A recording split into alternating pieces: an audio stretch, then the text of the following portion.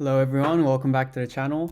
My girlfriend said my last few videos were a bit boring and felt like lectures, so we'll be a little bit less scripted today. So just the portfolio update. I'm up around 67% in the last year. This was after Trump. There was a bit more good news coming up from Trump recently, but since then it's gone down to, I think it's like 62% now, but we'll use this screenshot because it looks better. So if you watched my first video, we went over the things I look at when I'm looking at companies.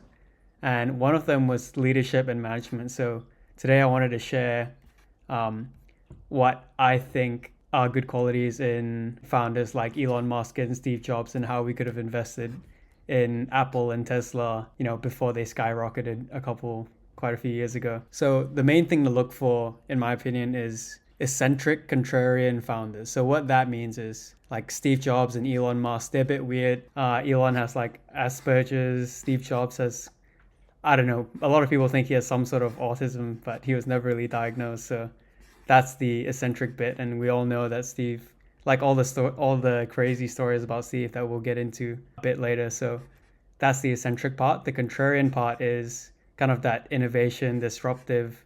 So we had Steve Jobs, replacing the BlackBerry where you had all the buttons and keys, and he thought that didn't really matter. And then we had Elon, who came up with electric cars, what disrupted the entire typical engine powered vehicle. Now we see tons of electric vehicles all over the roads in every single country. So that was all started by him. Let's talk about Elon first. So Peter Thiel, one of his co-founders, when he at PayPal, pointed out this thing about Asperger's, that one of the many strange things in Silicon Valley is that so many of the successful entrepreneurs suffer from a mild form of Asperger's or something like that. And I always think that this is an incredible indictment of our society. What sort of society is it where if you do not have Asperger's, you will pick up all these social cues that discourage you from pursuing creative, original ideas? So what he's saying there is pretty much you're very detailed and focused on certain things, and you don't pick up a lot of social cues like normal people do. So you're less likely to be influenced by naysayers or people who doubt you, and you kind of just go in your own lane and do your own thing. So that's what he was saying about a lot of the founders in Silicon Valley, like Elon, like Mark Zuckerberg. All right, so let's look at Elon. So one of the things is that you look for people who have a track record of creating and being really successful at a young age. And like everyone knows Elon, and a lot of people don't know that he actually, at I think 13 or something, he coded Blaster, which is that spaceship game that like shoots ships and stuff. And he sold it for like $500 when he was 13. And back then that would have been pretty good money for a 13-year-old. Next, he started his company Zip2. I can't really remember what that was, but he sold it for something like 300 million. I don't know, something like that. And then next he started X.com, which eventually merged with PayPal. And that's Peter Thiel right there. And they ended up selling PayPal for, I think, 1.4 billion, something like that. And Elon got, I think, about 300 million from that deal. And from there, he started SpaceX and Tesla, which you guys should know by today. They've done really well. So that's kind of the backstory of Elon, like before he started Tesla or Solar City, as we see here, which was like a solar company that also did really well that Tesla eventually acquired. So how would we have known to invest in Tesla before that? We would have looked at Elon's track record of, being really good at like a coding prodigy when he was young, being really interested in all these random things, starting Zip2, really successful company, sold for hundreds of millions. PayPal, like it was just which PayPal is also a super disruptive technology, sending payment using like emails as IDs and stuff. So that was really disruptive. So he has this track record of being disruptive and successful and really contrarian, because you have to, like, in order to do all these things, he had to really go the other way of what was acceptable and normal. I think that for Elon would be how we should have known that he was really good to invest in for Tesla and Solar City. Next we have Steve Jobs. This guy's pretty insane. So I've got a couple stories here. You guys might have known, but when they first created the iPod, he kept complaining to engineers that it wasn't small enough, wasn't small enough. So on one of the final meetings, the lead engineer said, we literally can't make this any smaller. And I think he paused for a few minutes, walked over to an aquarium and just dropped the iPod into the aquarium, and then he saw bubbles come out, proving that there's still space in there and that it could be smaller. Yeah, this guy's pretty psychotic. For those of you who don't know, he founded Apple with Steve Wozniak like 1976, and then in 1985 he had a clash with the current CEO, and the board decided to pretty much oust him from Apple. And then from there he founded Next, which was a computer company, similar to Apple, that didn't have too many sales, but then they came up with the OS that Macintosh and uses, which was huge, which is part of the reason why Apple ended up buying Next and getting Steve Jobs back into the company. This is Next, founded in 1985 after he was ousted from Apple. He pretty much founded it straight away as well, which is crazy. And then in 1986, a year after he founded Next, he bought the computer graphics division of Lucasfilm, which today you guys know as Pixar. And he was responsible for the first Toy Story, which was, as you can see here, it became the leading animation studio, producing dozens of commercially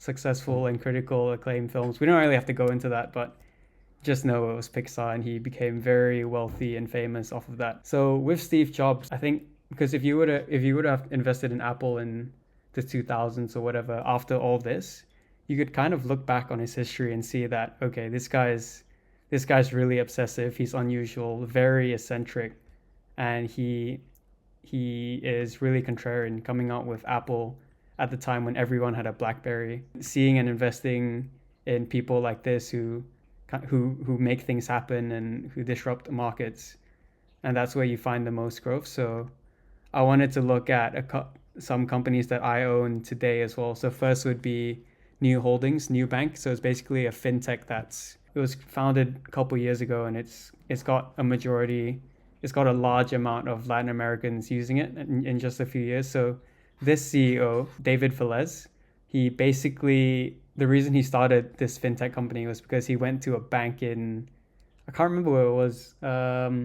somewhere in Latin America. I should know this, but he went somewhere in Latin America, and he couldn't get a bank account open for a few months, and he was just tired of the process and really frustrated. So he just opened a fintech, I guess. So that was really unusual. And then if you look at his track record, he was in Stanford. He went to places like Goldman and JP Morgan, was a partner in Sequoia Capital. So very successful guy. Now, he doesn't really have that disruptive track record, but I think this company is still really young. Currently, it's at about $12.